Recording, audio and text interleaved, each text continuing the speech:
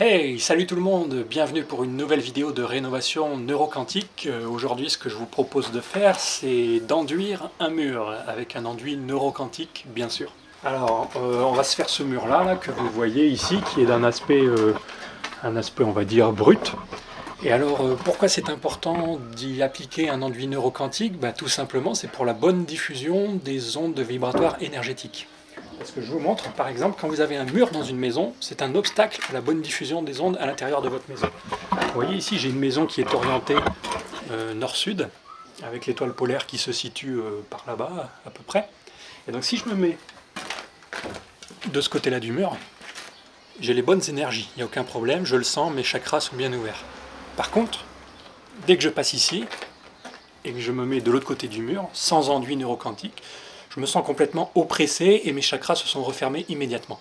Donc l'intérêt d'un enduit neuroquantique, ça va être de capturer les ondes énergétiques vibratoires positives de niveau alpha et de les retransmettre de l'autre côté du mur afin qu'on ait une diffusion des énergies qui soit complètement harmonieuse dans toute la maison. Alors en pratique, comment ça se passe? Ce qu'on va faire, c'est qu'on va venir appliquer deux couches.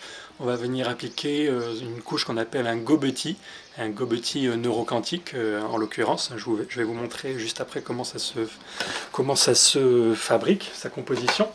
Et donc le rôle du gobetti, lui, ça va être de venir.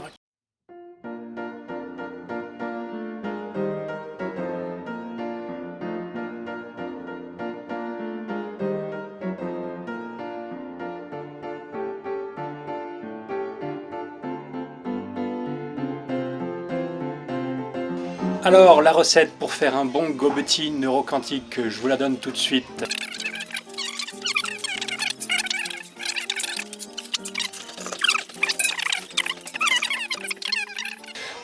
Le mieux c'est que vous alliez en magasin et vous demandez au vendeur je voudrais faire un enduit neuroquantique et puis il va vous renseigner sur la meilleure composition.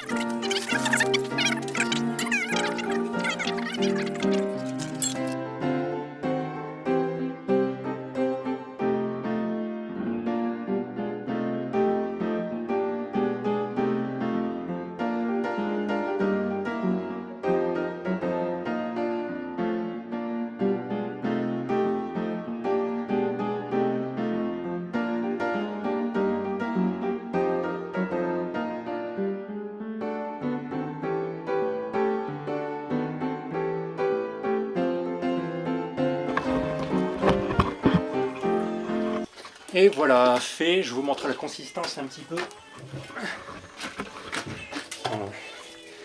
Moi j'aime bien qu'il soit comme ça, bien liquide. Il y en a qui diront c'est trop liquide, mais moi je m'en tape.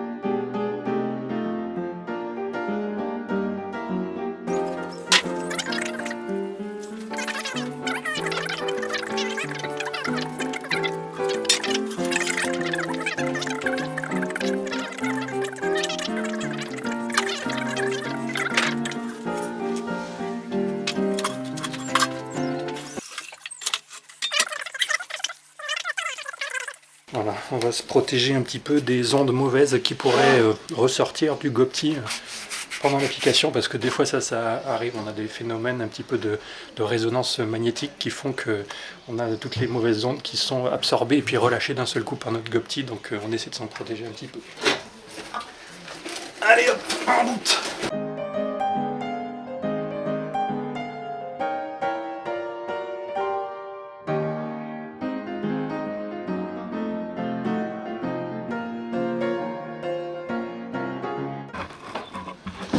Voilà, je suis juste venu déposer une couche granuleuse avec plein d'aspérités, il n'y a pas besoin de faire beaucoup plus que ça.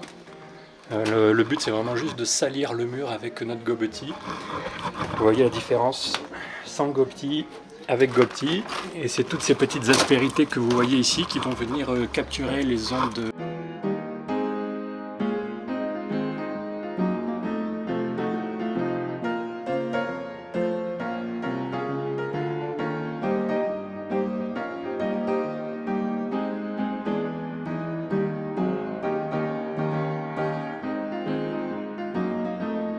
Et voilà, le premier côté du mur est terminé. Je suis crevé, c'est ultra crevant de porter le truc comme ça, de faire de la manivelle en permanence. On va faire le deuxième côté puisqu'il me reste un petit peu d'enduit dans la bétonnière. Et puis ensuite, on passera un coup d'éponge sur les poutres, histoire de faire semblant qu'on n'a pas trop travaillé comme des gros cochons neuroquantiques. Et puis ensuite, ce sera bon, on laissera sécher 2-3 jours et puis on attaquera ensuite l'enduit par-dessus. Allez, on continue, encore la moitié à faire.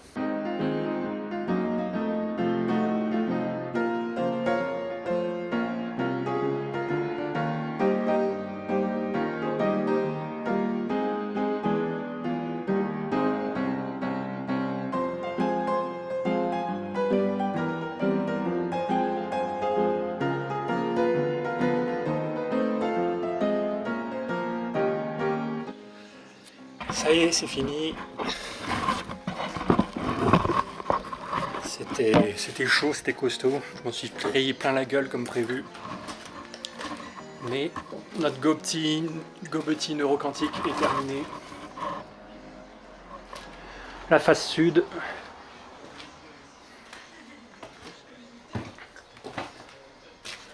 Hop.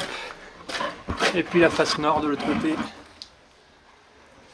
Donc on va laisser tout ça sécher. Et puis finalement j'ai changé d'avis. Voilà, j'espère que cette vidéo vous a plu.